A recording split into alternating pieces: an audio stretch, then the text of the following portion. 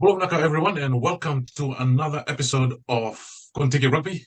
First of all, I'd like to thank our viewers for watching our videos and also sending in some comments on how we can improve our shows. And for that, we want to thank you very much for your contributions. Once again, I'd like to welcome our host today, Saki, and Special K. How are you doing? Great to be here. Thank you. Wonderful to see all our fans out there giving us some feedback. What an exciting week for us to have talking about World Cup Rugby. Oh, I'm just glad to be back on the podcast with you boys. Be able to talk rugby and be able to see another week of some exciting rugby being played at the World Cup. So what a week of rugby we have had. Thank you, gentlemen. There's a lot to talk about, and I'm really looking forward to it as well. Guys, what do you reckon about my hat? That's what I was going to ask. This is a real, Chinese Kung Fu hat. Because I'm ready. I'm ready to Kung Fu this rugby broadcasting. Wow. That's something different. Thank you, Special K. You are very special. I think maybe Tonga needed you last week, bro, at the at the game rather than on this podcast. Let's not live in the past, Sake. Let's move on with life. Right. Let's do it. Let's do it. Okay, gentlemen, let's get straight into it. What was the best game of last week? Before we actually go into stuff that we prepared for our show, what was the best game? What was your best game of the week? Okay. I can't go past New Zealand against Italy. I think New Zealand had put out a statement to the whole of the world that they're coming here for to win the World Cup. Thank you. Okay. Saki? Yeah, for me, what a thriller game between Japan and Samoa. I mean, it was tit for tat, but I mean, Japan, they just seem to be clicking, and I feel sorry for Samoa because they had a lot of opportunities and they let that one go. So that was an exciting game to watch for me. For me, I was actually looking forward to watching Samoa and Japan as well. I was very disappointed with Samoa though. Their performance was a bit lagging, but that was one of the best games so far for me last week. Let's talk about Fiji's game. How did Fiji do in last week? Was okay? It's one of my. I really thought that was going to be the case against Georgia. However, Fiji composure, Fiji with structure, won that at the end, and I think that was a great game from that point of view. However, they've got to lift to play these next couple of games. Yeah. Okay. Yeah, no, it was a scrappy game for Fiji, to be honest. But they won, and they won ugly, I guess. So they scored 2 tries in the second half. But that first half, I felt like Georgia could have scored another try. And unfortunately for them, they didn't get that point, that try. It was a spirited attack and defense on Georgia's part. I mean, they just came out of the blocks firing on all cylinders. Yeah. And it almost seemed like Fiji just needed to warm up into the game. But they, after halftime, they were well into it, and it showed. They came back firing in the second half and scored those tries. Although that last gasp attack from Georgia, mate, those last 5 minutes. I wasn't sitting. Oh, mate, I was out of my seat. I couldn't watch that last 5 minutes, or the last minute, especially when he kicked that ball out. The Georgian winger, he could have just passed it in, but no, he kicked it. Thank goodness for Fiji. Lucky. Hey, it's when we talk about Fiji and Georgia and Australia and Portugal, I think it's important for us to actually look at Pool C where we're standing at the moment. Now that we know that Australia has already played all their games, and now they have 11 points, and we all know that Wales is going to finish on top of the pool, 14 points. Now Fiji's got one more game to play against Portugal. Fiji's on 10 points and Australia's on 11 because they played the last game already. What I love about that, the man, is that your new name now? The man. Yeah. You're talking to him. It's got to be a capital T, the man. No, I can't start with. Anyway, I'll educate you guys later about that. But listen, Fiji's destiny, Fiji's destiny is in their hands. Australia's destiny is in Fiji's hands. You'd rather be Fiji in this case because you don't want to kind of be a number cruncher, whatever that is. Fiji here has to go and win this game and bonus point. Is that right, Sake? Yeah, well, Fiji, I mean, Fiji has to win. this game against Portugal. And if they draw, just to win, okay, or even a draw or win. Yeah, that's right. That's right. I did my homework and I spoke to the World Cup committee. Draw, win, Fiji's in. Yeah. If they lose by less than 7, they're still in. Is that right? That's a bit technical. Is that right, Sake, or is he just making that up? The man. Yeah, well, I think Fiji just has to get another point, right? Yeah, it's 1 point. Yeah. Anything more than 1 point is a bonus. Yeah. I think it's hard for you to understand, specifically what you're talking about because of your head. I think nothing is going straight in. You know, it takes a while. My kung fu is kind of. Yeah. And I tell you what, Eddie Jones is very desperate for Australia to win. It was funny what he said in the week during the weekend. He's going to give his credit card to the boys to buy some cover for the Fiji boys. Yeah. Look, that's the one thing I like about Eddie Jones, Sake, and the man, right? He's an entertainer. He's a little bit probably crazy, not crazy, but entertaining. Right. And that's what Australia rugby needs. You know, they're not doing too well, but we'll see. I think at least he takes the heat for his team's performance, and I love watching Eddie Jones, to be honest. When he's going off, it's awesome. Seeing him go against the media and the reporters, and it adds a bit of controversy to the whole tournament. But hey, it makes rugby more exciting. Yeah, I think everyone is catching on to Eddie Jones' games now. Did you see Ian Foster's comment about the Ireland and South African game? It said throughout the whole the 1.5 of the game, they only played 27 minutes with ball in hand. And Ed Foster said, if you want to watch real rugby, you come and watch us play. I think, in a way, that's what Foster's got to come out of that, that mold of. I think Foster's trying to get to the rest right now. You want to really watch real rugby, come and watch us. Anyway, let's talk about Fiji's stats, Fiji and Georgia's stats. Saki, do you want to take us through this? Yeah, sure. I mean, Fiji, they carried more. They unfortunately for them, even though they carried more, and they passed a lot more, which means they ran more. Their kicking and their set pieces were somewhat not that flash. Georgia played some smart rugby, to be honest, and unfortunately our tackle success rate was a bit lower than Georgia. So that would explain why Georgia went into the half leading.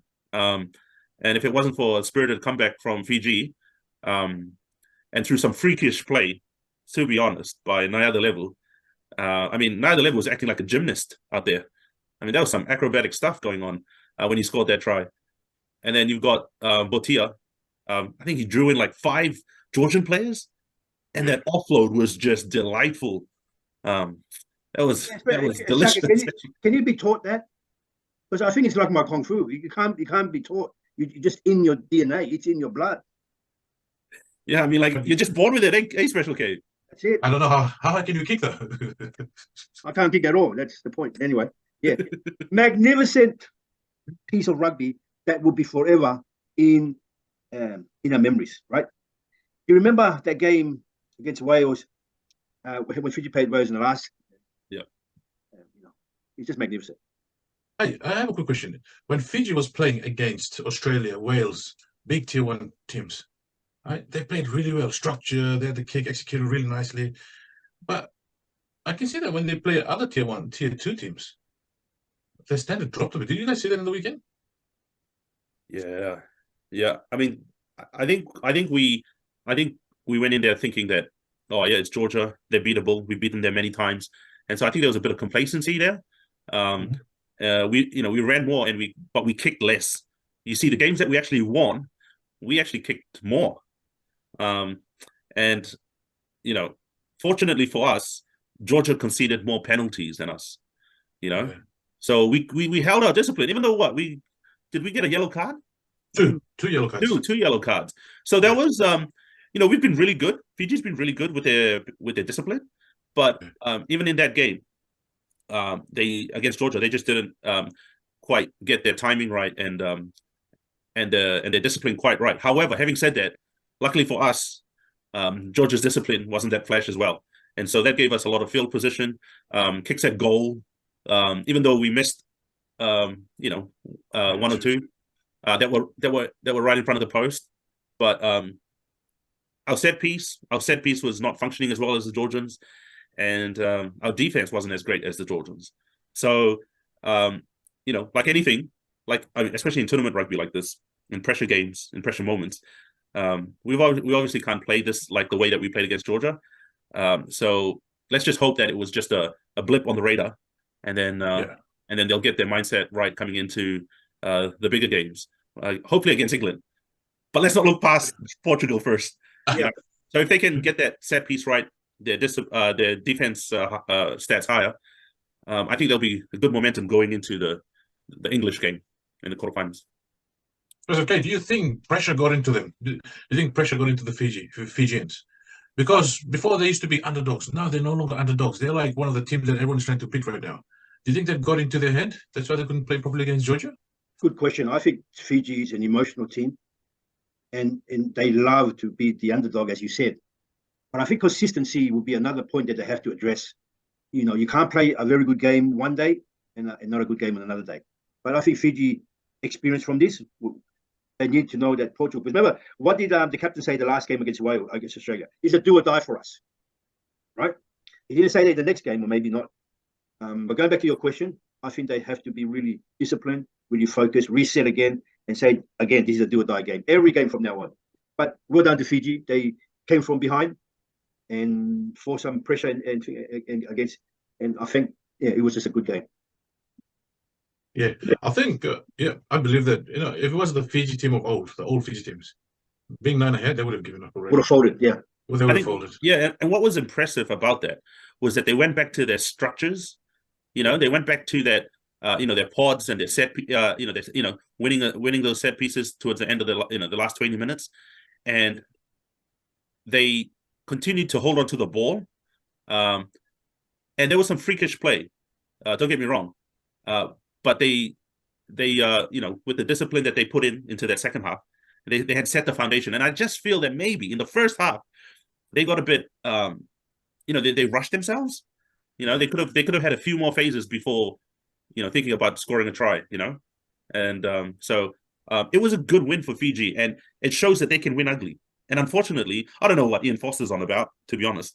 I mean, that's how you play semi-final rugby, finals footy, through a strong defensive line and through some pretty astute kicking and some strong set piece. So I think Fiji, if they have that blueprint, they've shown what they can do with those tries. I mean, from Nayadelevu and from Hambosi, they've shown that, hey, they can put on the flair. But I think if they want to go further into the tournament, further higher into the tournament, then they need to lock that down, that set piece, that kicking game, and their defensive structure, and that'll be the foundation for them moving forward, because they can match it with any team when it comes to scoring tries. I feel like. Thank you. So it's okay. What Fiji needs to do moving forward to the semi-final? No cover. Can you ring up the coach and just tell him no cover? I think the only way we can stop cover if we stop Eddie Jones from spelling his credit card. Right? I'm gonna ring up my brother and tell him don't supply the Fijians for cover. We just have to tell him don't let Marita or Suliasi into the camp. Too much chaser. Maybe they're chasing with I don't know, croissants, baguettes. Spaghetti and chaser. No cover, no corned beef. No island food. It's amazing to see how the last 3 games Fiji's played. What are your thoughts on discipline? Fiji discipline. We have an international ref in the Fiji coaching team, right? Glenn Jackson. How effective has that person been included in the coaching panel for Fiji? That's how smart the Fijians are, right? Thinking forward and having another dimension to make them such a great team. And that's what every single probably Islander team need. Somebody who knows the handbook inside out and know how to play that. So yeah, magnificent idea the Fijians have, getting that referee. Thank you. I feel sorry for the Tongans and the Samoans. If you look if we have a tally of the red cards given and the yellow cards given, I mean, and maybe World Rugby can somehow do something for them. But I also wonder, like, these professional players playing in France and playing up north, I wonder if they get taught to tackle high as well, right? Because if you really think about it, it's actually more effective if you're tackling high, because it means you're not on the ground, and it means you can get onto the defensive line quicker. So I just wonder if I don't know if anybody's got any stats there about the amount of tackles are being done with the defensive player standing upright. Because like league, and I know that's where you're gambling, with penalties at that point.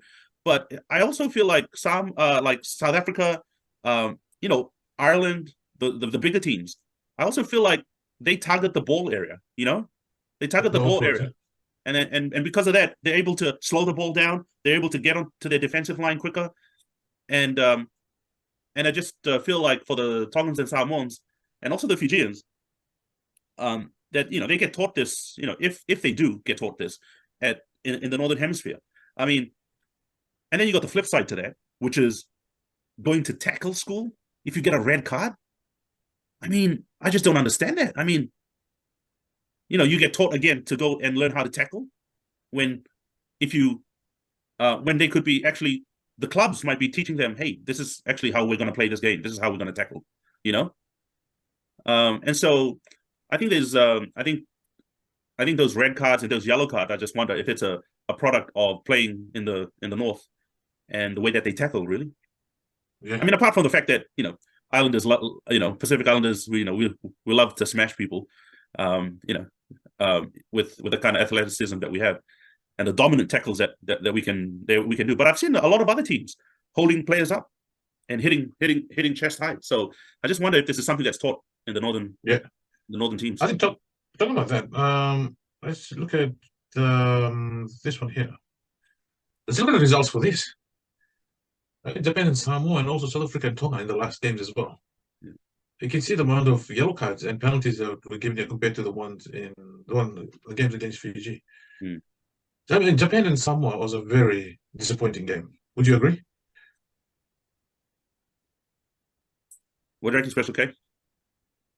I mean, I called this out like when we started, and I was frank with you boys. If you have a yellow card and if you have a red card, forget about it. You're not going to win anything, right?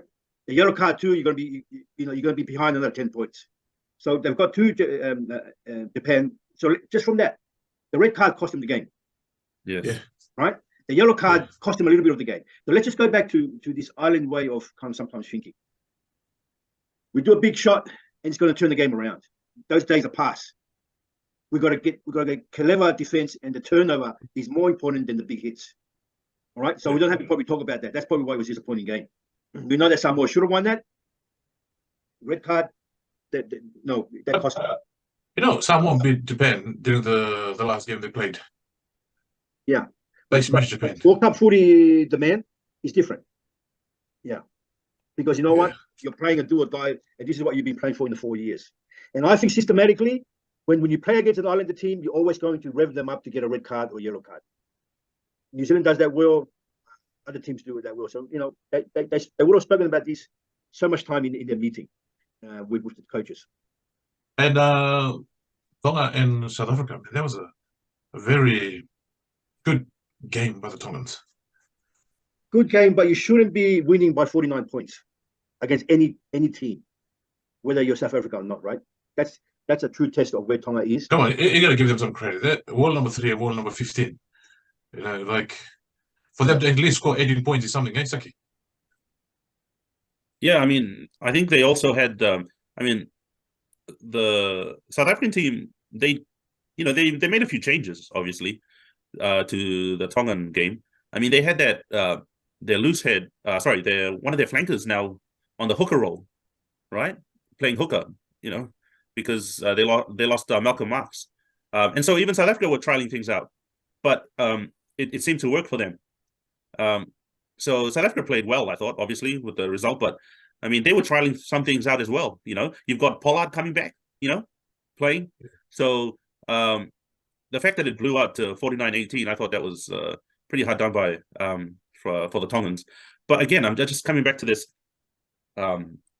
the lead ups to the Rugby World Cup. I mean, World Rugby really needs to have a good look at helping the tier 2 nations, with more games. Really, I mean, how many games has Tonga? I mean, how many times has Tonga played South Africa in the last 4 years?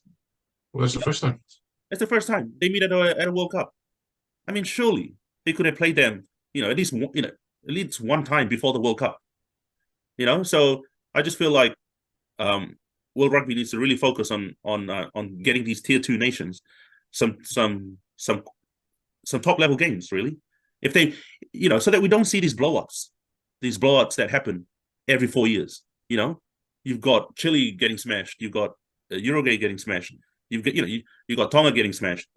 And don't get me wrong, like, I know it's part of the tournament feel and the tournament game, but I just feel like if World Rugby can focus on that a little bit more, then you'll see the likes of Tonga and all these tier 2 nations get better, because they're now having, they're playing against quality oppositions.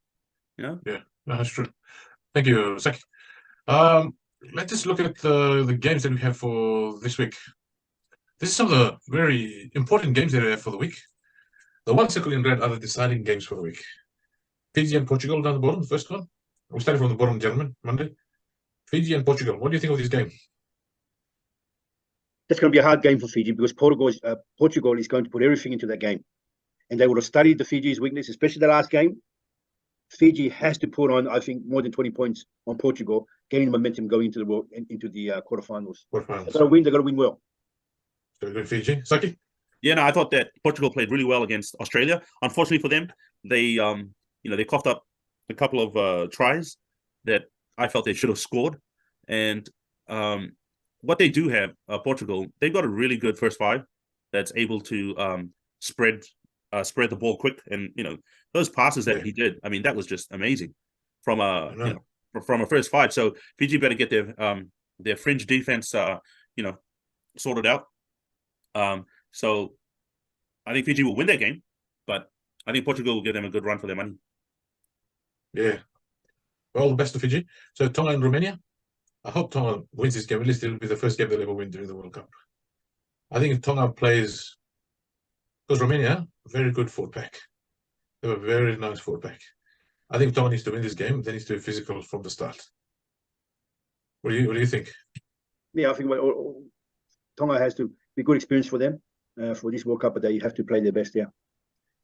Look at this Japan and Argentina game, hey? Japan and Argentina. This is going to be a deciding result. That's going to be such a beautiful game to watch. So Argentina, if Japan wins this, then I think it'll be between Japan and Argentina who goes through. Yeah. So this is a very important game. I'm going for Argentina on this one. Argentina to win this one. I'm going for Japan. I'm going to go for Japan. Yeah. Japan. How about Ireland and Scotland? Man, that's going to be a smashing game. Local derby, in a sense where they play against each other. Scotland's going to play their best. Yeah. Having said that, I don't think Scotland has beaten Ireland since 2017 or something like that. Yeah. So so I think Ireland will win this game. But if somehow Scotland can win this game and stop Ireland from getting a bonus point or a point, then I think Scotland has to win by like 21 points or something like that in order to top the pool. So there's a lot of repercussions for this game. Can win to South Africa second, in the pool. Can win to South Africa going home?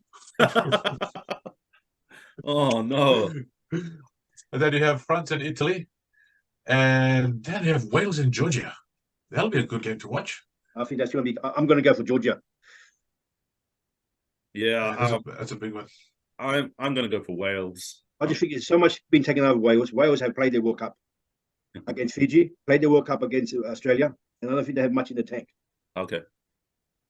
I'm going for Georgia too on this one. Yeah. So if Georgia beats Wales, that means them and Fiji will have one game that they're off. So, but if Fiji win by 3 or 2 bonus points or 3, then they probably might be able to top the pool, yeah? Maybe. You've been doing your homework. Did you take work off? Maybe. You take a sick leave to study this, right? I'm going for Georgia. Pull out a calculator. Pull the calculator. Check him. All right. And then the last game, England and Samoa. This is going to be a very good game. I'm actually going for Samoa on this one. I'm hoping Tonga will win their last game against Romania, and I want Samoa to beat England on this one. Man, Samoa is going to relish in this game because they got nothing to lose.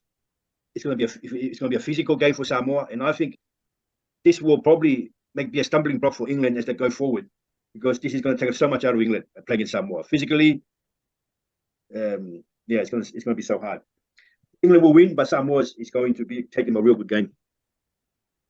Okay. All right. Yeah, no, I'd like to see Samoa win, obviously, but I'd also like to see Lima Sopoaga, be starting and just run the cutter, The reverse kick. Yeah, man, that again. game. One more game, man. We want to see one more. Show it off, mate. Show it off. I think Samoa's been, as I said earlier, they've been blessed with really good first 5 8s. I mean, it's going to be Lelefan's last World Cup. Could be Samoa's last World Cup as well. Who knows?